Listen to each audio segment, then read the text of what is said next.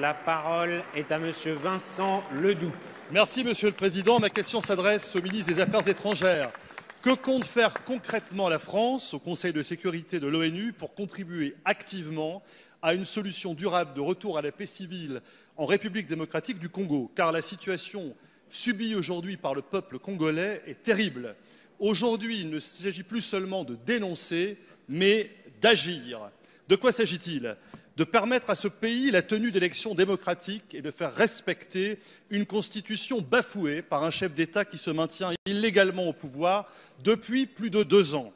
De faire advenir un État qui protège son peuple plutôt que de le museler, l'emprisonner ou l'assassiner.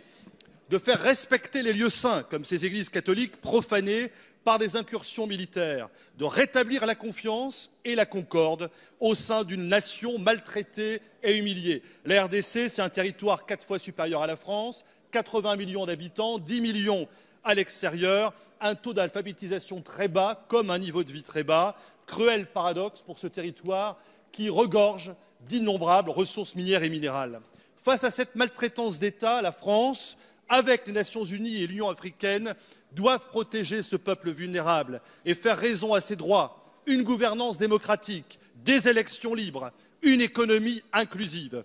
Au moment où nous réfléchissons sur l'asile et l'immigration, il serait bon de régler au plus vite cette situation qui, si elle devait malheureusement perdurer, déstabiliserait cette partie de la région des Grands Lacs et renforcerait de ce fait les flux massifs de migration vers l'Europe et la France. Dans ces derniers jours, plus de 4000 réfugiés ont fui vers le Burundi pour échapper au conflit entre les groupes armés et l'armée congolaise dans l'est du pays. Alors, Monsieur le Ministre, merci de nous préciser l'action extérieure de l'État français dans cette terrible question congolaise. Merci, Monsieur le député. La parole est à Madame Nathalie Loiseau, ministre chargée des Affaires européennes. Monsieur le Président, Mesdames et Messieurs les députés, Monsieur le député Ledoux, vous avez raison, la situation en République démocratique du Congo est vivement préoccupante. Qu'il s'agisse des droits de l'homme, de la situation politique, de l'insécurité ou de la situation humanitaire. La France a fermement condamné les violences commises par les forces de sécurité lors des manifestations de décembre et de janvier. Nous appelons les autorités congolaises à s'assurer que les responsables de ces violences soient traduits en justice. La situation dans les Kasaï recueille particulièrement notre attention. Des événements graves s'y sont déroulés que nous condamnons naturellement. Toute la lumière doit être faite sur ces violences. Je lance à nouveau un appel au respect des droits de l'homme et des libertés publiques en RDC, ainsi qu'à un usage proportionné de la force.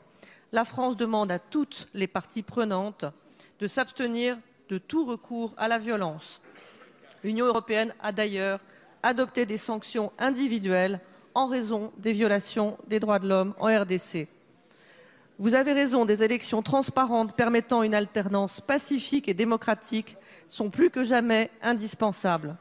Nous appelons à leur tenue effective à la date prévue, dans le respect de la Constitution et de l'esprit de consensus qui avait prévalu lors de la signature de l'accord politique de décembre 2016. Nous travaillons avec nos partenaires, en particulier avec l'Union africaine et les pays de la région. Nous soutenons l'action de la mission des Nations Unies en RDC, la MONUSCO, qui paye un lourd tribut pour la protection des populations civiles. La France a par ailleurs augmenté son aide humanitaire à la RDC, qui a atteint l'année dernière 2,4 millions d'euros. Merci, Madame la Ministre.